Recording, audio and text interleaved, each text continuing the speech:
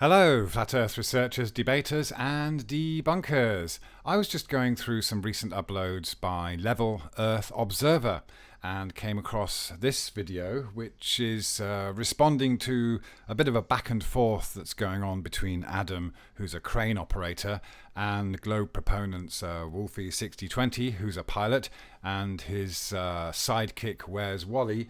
And so Adam is just going through this video that was taken in Wolfie's aircraft of a swinging pendulum. And so they are, of course, trying to claim that you can have a pendulum being stationary while you're on an aircraft that's moving. But I think there's a lot more to the idea that we should have cranes working on a globe that I'd like to come back to, because I wanted to point out something else that I noticed in this video. And well, you can possibly notice it yourself for the moment. I'm interested in where we see the horizon. So Adam kind of goes through this video and it's a bit grainy, so I'm going to go to one that's a bit closer to the source. And Where's Wally gets the privilege of being featured in this video, because I couldn't find this video on Wolfie's channel. So we'll just play it a little bit, and I'd like to stop it in a second and point something out.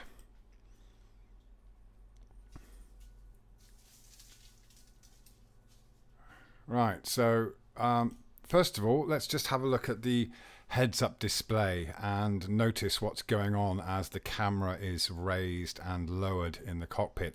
Of course, one of the claims that Globe Earth proponents would love to debunk is the fact that the horizon, when we look across the surface of the Earth straight ahead, is always at our eye level, that being in the center of our field of view when we look straight ahead.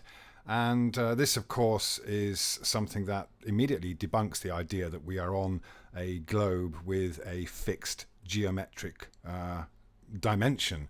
So, of course, if we were on a globe and we rose up from the surface, then that surface should immediately drop away from us. We shouldn't see, as we do see across flat surfaces, that flat surface being at our eye level. And so there's been much back and forth between myself and Wolfie and many others about the fact that the horizon is at eye level. And of course, there's often been a dispute about what eye level exactly is. And I've just described it. And if you're looking through a camera, then as long as your camera is pointing straight ahead, and the eye level will then be in the center of that camera.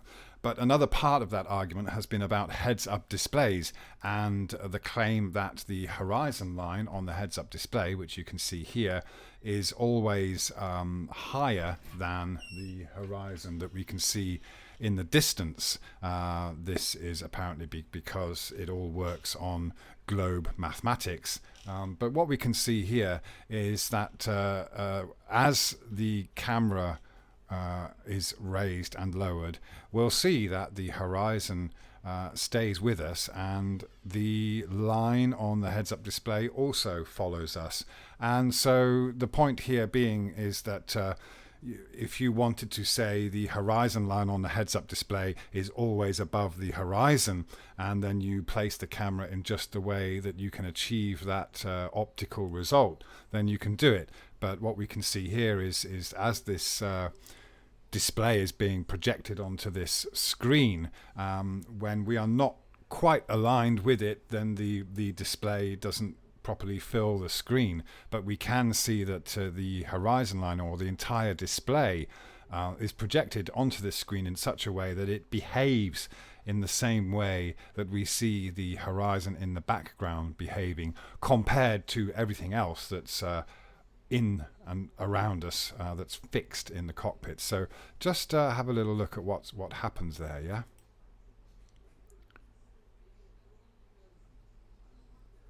Okay, we've got the horizon appearing there.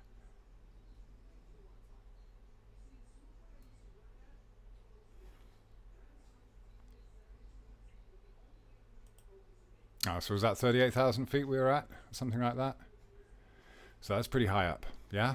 Pretty high up. But what we have here is a horizon that's at eye level. And we'll see right now an excellent example of that as well. Because when the camera is centered on the pendulum, right there, then we also have the horizon at eye level in the background. So as you go through the footage, you can see the horizon rising and falling with us. The horizon doesn't stay fixed in relation to this point of the cockpit. It rises up as the camera rises up. But in this instance, this particular angle, the pendulum, or whatever is hanging to make the pendulum, is pretty much in the center of the field of view, and we can see the horizon dead center as well. I've taken a screenshot, and we can see that in GIMP.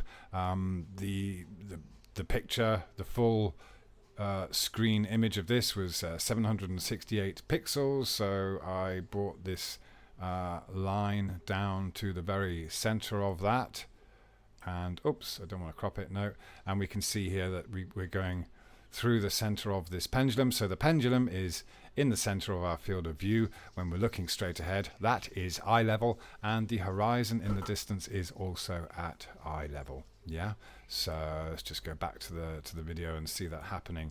And again, with the heads-up display, we should see that oops, okay, it's, do we get another view of that? I think there's another view coming up. Just a second. There we go. Yeah, so we can see that's indicating where the aircraft is pointing in relation to straight and level flight, and we can see it flickers, so it's difficult to ascertain. So there we go. Again, we've got this horizon line in the heads-up display that will move up and down with us, just as the horizon moves up and down with us. That's the way the optics have been designed to work, to allow the pilot to change his viewing angle a little bit and still be able to see what's going on in the heads-up display. So, Wolfie's claimed in the past that the horizon outside of the aircraft will never line up with the horizon line on the heads-up display when you're flying straight and level. And of course, he had to be flying straight and level to do this experiment with the pendulum. So, and he's shown that the aircraft is pretty much doing that. It's flying straight and level. And this comes to another point about the whole straight and level thing. It is very easily understood. It doesn't take much brain power to imagine a force of gravity pulling everything toward the center of a spherical Earth. We can all perceive it, but I would ask, is there any way to prove that by flying a few thousand miles, you then have this pendulum in a different direction to its original down direction? As I said, we all understand the concept of down being towards the center of a globe, if you want to imagine it like that, with the force of gravity creating this plumb for the pendulum wherever it may be around the Earth. We can all perceive it. It's not very difficult, but how can you prove it? Can any one of you prove that this down here changes by flying a few thousand kilometers and becomes a down that is perpendicular relative to the initial down when you're flying straight and level across entire continents?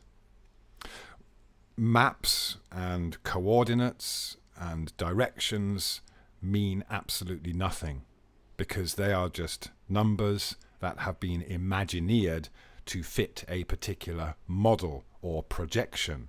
What I'm talking about, and what Adam is talking about, is the real physics of pendulums and the direction of down, and whether you can measure or in any way scientifically, physically prove that this down that you see here can and is perpendicular when you travel a certain distance above or across the Earth. How are you going to prove that rather than only referring to models and assumptions? How are you going to do it when you fly straight and level? I would love to know. Let's see what you guys can come up with. Thanks very much. Click subscribe and the bell icon if you'd like to receive notifications of new videos from Phuket Word.